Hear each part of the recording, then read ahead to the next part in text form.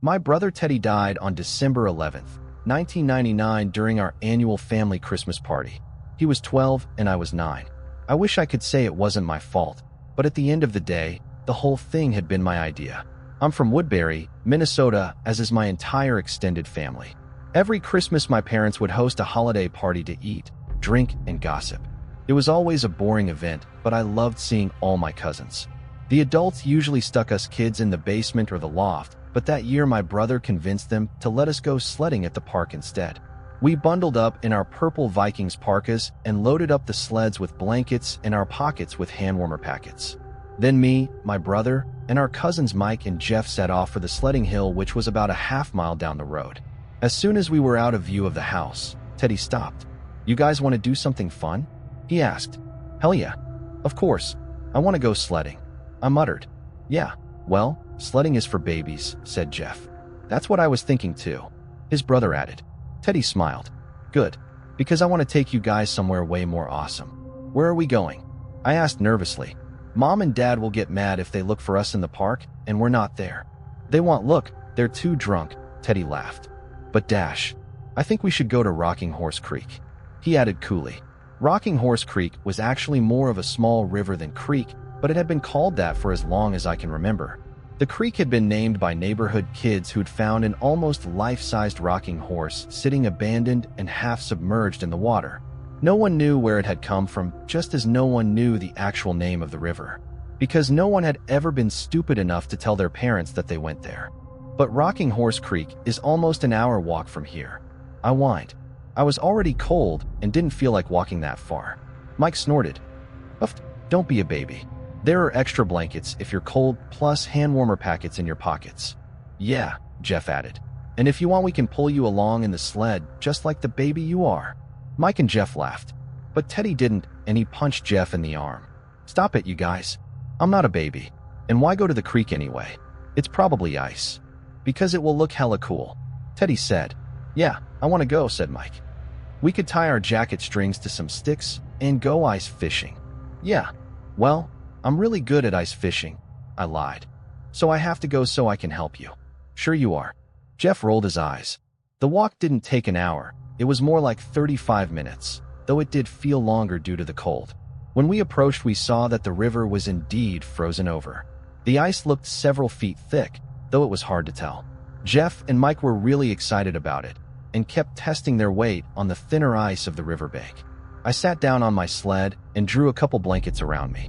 I'm smaller than them, so I'm colder, I justified to myself. Ted, Mike, and Jeff stood on the riverbank and threw rocks onto the ice to see if they could break it. When they failed to produce even the smallest crack, Jeff announced it was time to play Ricochet Dare. I hated Ricochet Dare. As soon as Jeff suggested it, I felt a cold stone drop into the pit of my stomach. Ricochet Dare was something we'd been playing since we were little kids. The rules stated that if you were dared to do something and you didn't do it, the game would end, and you would be the new wuss, and this ridicule would go on for weeks or even months. However, if you did do it, then you got to dare someone in return. Generally, the dares start off mild, but with every round the stakes get higher. The game would only end when someone inevitably wussed out. And, of course, that person was usually me. But not this time, I thought as I shrugged off the blankets and stood up, pushing my hat up from my eyes. I had to redeem myself and make Teddy proud. I had to show them I wasn't a baby. "Come on," Jeff yelled at me. "You go first." "Okay, what's the dare?" I asked with false bravado. Jeff said, "Okay, you have to take 3 steps out onto the ice." I eyed the frozen river warily. 3 steps. Yep, and not baby steps, real steps. "Stop it, I'm not a baby." "Then prove it." I took my first step lightly and paid close attention to the give of the slippery mass beneath me. There was none that I could feel, and the ice made no sound of protest underneath my feet. I took the 2 last steps quickly and then turned around and half-skated back to shore. My brother gave me a huge smile and a high five. I dared Mike to take 4.5 steps. Mike dared Ted to do 6 steps. Ted dared Jeff to do 10 steps. And then Jeff dared me to walk all the way to the opposite shore. The ice hadn't made a sound since we had started the game, instead remaining as silent as death. Still, there was something unsettling stringing through the cold air and the silence. I stalled for as long as I could, trying to decide if I should complain. Jeff's dare was actually 2 dares, and I didn't think that was fair. Technically, I would have to do it twice. Once to get to the opposite shore, and once to get back. I was afraid of falling through to the cold water I knew was raging by under the ice. "Come on, don't be a baby, just do it," Mike said. "Little baby Waby afraid of the icy wisey." Jeff mocked. "Stop it, you guys, I'm not a baby. This dare isn't fair, it's 2 dares." My voice was drowned out by Jeff and Mike's mock baby cries. I looked at Teddy for help, but he was laughing. My older brother didn't even attempt to stick up for me. He was joining in with them. I felt my lower lip wobble and tears fill my eyes. "Don't cry. Babies cry. You're not a baby." I jerked my head back to River so they couldn't see my red face and traitorous tears. I felt a sob begin to bubble up through my throat, and I knew I couldn't let them hear it. I would die before I'd let them see me cry. I took a deep breath and ran across the ice as fast as I could. And for a moment, I actually hoped I did fall through. They would be in so much trouble, and they would feel so sorry that they'd made fun of me and called me a baby. With every slap of my boot, I listened for the telltale sound of cracking ice. But none came, and before I knew it, I was on the other side. I raised my fists in the air triumphantly and waited to hear their cheers. When I turned to look back, they were still standing in a circle together, laughing. They hadn't even been watching me. They missed the entire dare, and I wanted to cry all over again. I swallowed the tears and was about to yell that I wanted to go home. But just then, I noticed something dangling from the tree above them. How had I forgotten? I was the only one who'd noticed it, and I realized it was my ticket to revenge and redemption. But who to dare? I stood silently watching them as they joked with each other and pointed at each of them in turn, silently mouthing to myself, "Eeny, meeny, miny, mo, catch a tiger by the toe. If he hollers, let him go. Eeny, meeny, miny, mo." My finger landed on Teddy. Good, I thought. He's supposed to be my brother. He deserves it the most. I cleared my throat. "I dare," I yelled across the small river, interrupting them. They turned to look at me, almost surprised to see me standing on the other shore. So they had forgotten about me. "I dare," I started with renewed anger. "Teddy to rope swing across the creek and land on this side." There was silence as, in tandem, all 3 looked up at the rope hanging from the tree above them. During the summer, we would take turns swinging on it and cannonballing into the water. And if you pushed off the tree hard enough, you could actually make it to the other side of the creek. I'd seen my brother do it many times. Teddy's eyes got wide, and he looked at me as if I'd sentenced him to death. Jeff and Mike immediately started prodding him, telling him not to be a wuss. I smiled smugly from the other side of the river. I hoped he'd fail the dare. It'd be just what he deserved. It didn't take much name-calling for Teddy to climb the tree and grab onto the rope. He tested it a few times and then hung on it with all of his weight. It held like it always had. "When I get over there, I'm going to dare you to do jumping jacks in the middle of the creek." He yelled at me. That's when I realized my mistake. If Teddy dared me to do that, I would most certainly wuss out, and then they'd tease me until Easter. I sent a silent prayer up to God that Teddy didn't make it to this side of the river. On 3, Mike yelled to Teddy. I watched Teddy count silently to himself, and then push off from the tree as hard as he could. He swung in a long, deep arc just like he always did. I watched the scene with my fingers crossed, hoping the rope wouldn't go far enough and that he would have to land back on the other riverbank. His dare unfilled, and the game ended. But I could tell immediately that he was going to make it, and somberly stepped backward to make room for him to land. And then suddenly the loudest sound I've ever heard before or since rang through the air like a gunshot. Groan. Snap. Teddy broke through as soon as he hit the ice, and the rope and tree branch followed him down into the darkness below. I felt my feet moving under me as I slipped and slid my way out to where he'd gone in, sheer panic crushing my chest like a vice. All 3 of us were on our bellies groping into the angry, jagged hole within 10 seconds. We searched the watery void, but all we could feel was the tree branch below us. And within a minute, we couldn't feel anything at all. Our hands and arms had gone numb. Jeff pulled Mike and I to our feet and started running for the sleds. "Leave his sled here. We need to get out of here now." I felt cold and dead. I stumbled blindly toward the sound of my cousin's voice. "We need to save Teddy. I want Teddy. He's in the ice. We have to get Mom and Dad." But I was blubbering so badly by the end that I doubt they understood a word of it. And despite my slurred protests, I followed them through the woods, confused and cold. But after a while, I couldn't feel the cold anymore. I couldn't feel any pain in my heart or my body. In fact, I couldn't feel anything at all. Mike didn't say a word for the entire walk back, but Jeff went on and on about the plan. We would just say that Teddy decided to go home before us, and that he had said he was going to take a shortcut through the woods, the other woods on the far side of the road. I just nodded for a while, even smiled at his plan. God, to this day, I don't know why I smiled. We were almost home by the time I began to process what he was saying. No, I have to tell Dad to save Teddy. I told him. I was surprised by how flat my voice sounded. Mike just kept walking forward in a daze, but Jeff whirled on me. It's too late to save him, but you can save yourself. It's your fault this happened because it was your dare. They will take you to jail for murder and put you on death row. It's an open and shut case. You can't tell anyone anything. Ever. And I don't know why I believed him, but I did. The hardest part of the day wasn't watching my brother die or the long, cold walk home. The hardest part by far was pretending like nothing was wrong when we got there. What do you mean you haven't seen Teddy? He should have been back by now. He started home an hour before us. I couldn't keep my poker face for very long, though, and I started crying. My dad thought it was because I was so cold that my skin had begun to turn white. The adults immediately mounted a search of the woods between our house and the park, which of course, turned up nothing. By nightfall they had called the police. Search and Rescue searched the wrong woods for the next 24 hours because they believed our story. The sledding hill had been crowded that day, but a couple of people were sure they'd seen us there.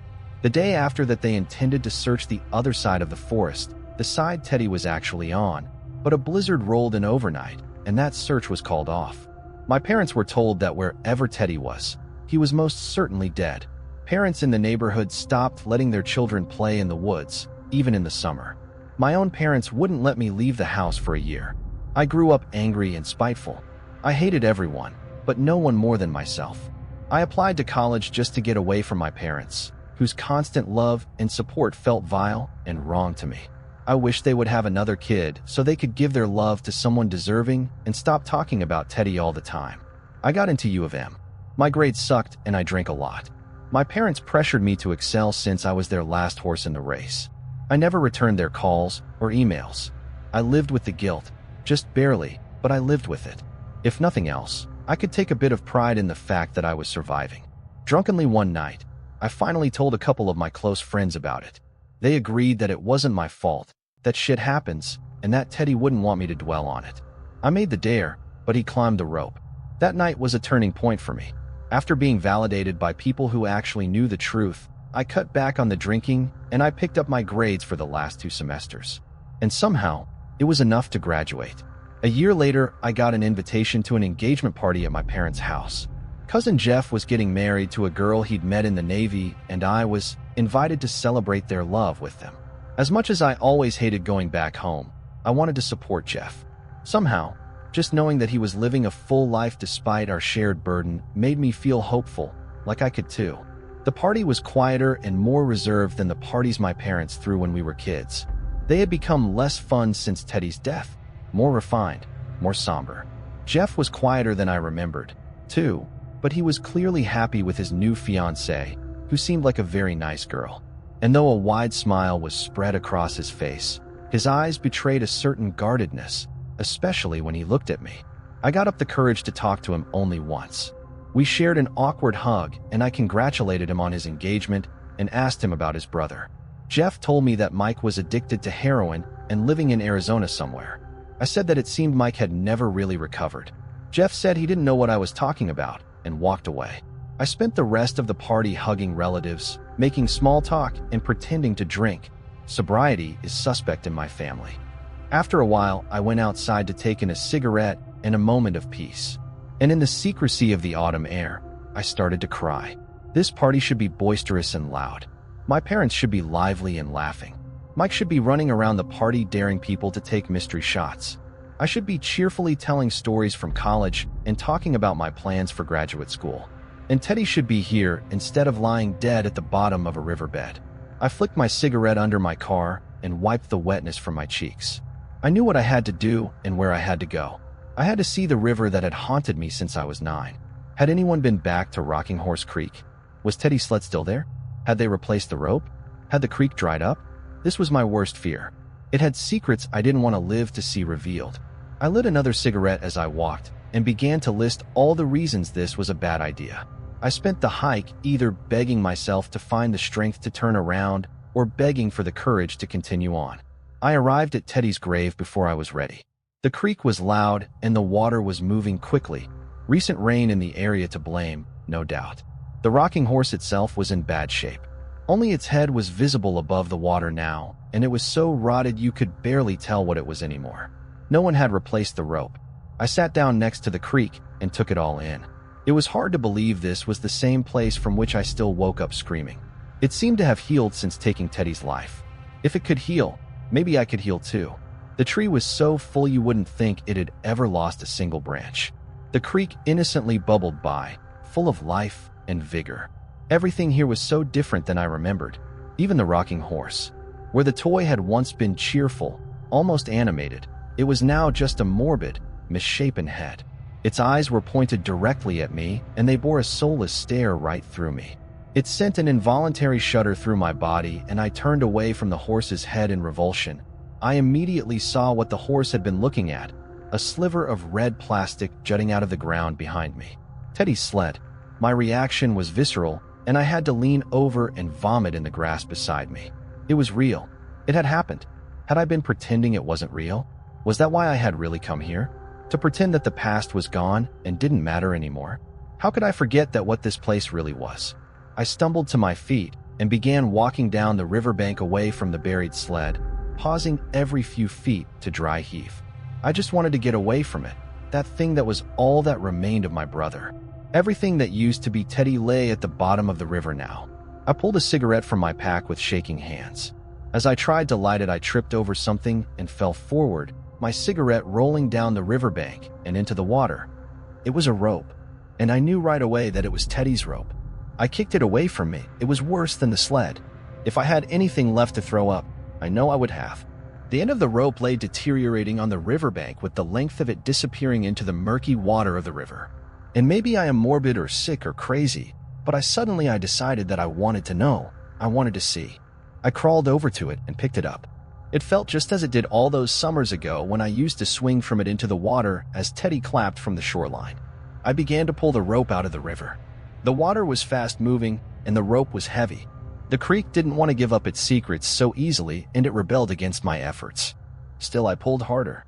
Just as I felt I was coming to the end of it, something long and thin breached the surface of the river. I saw it for only a moment before the rotted rope snapped and it sank back into the dark abyss. I almost dove in after it. But as I stood on the riverbank, my brain screaming at me, I realized what I'd almost done. What if that was Teddy? Would I want to see? Breaking from my trance, I hurled the rest of the rope into the water and fled into the woods. My lungs struggled to draw breath and the trees began to spin around me.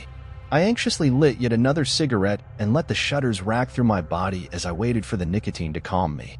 I stood there, in the middle of the woods, the broken rope 20 feet behind me at the bottom of the river, and took short drags off my cigarette. And when my breathing had become bearable again, I felt someone watching me. It was Teddy, of course. He sat with his back against a tree, faded purple parka still bright in the mid-afternoon sun, and in some parts bleached almost as white as his bones. Ripped foil from an opened hand-warmer packet was clutched in his hand, still remaining after all these years. He stared at me accusingly. The deep eye sockets of his skull were somehow not empty. Instead, they held a knowing consciousness that said he knew what we had done. He knew we'd left him to die. But we hadn't known that, Teddy. We hadn't. We didn't know you crawled out of the river.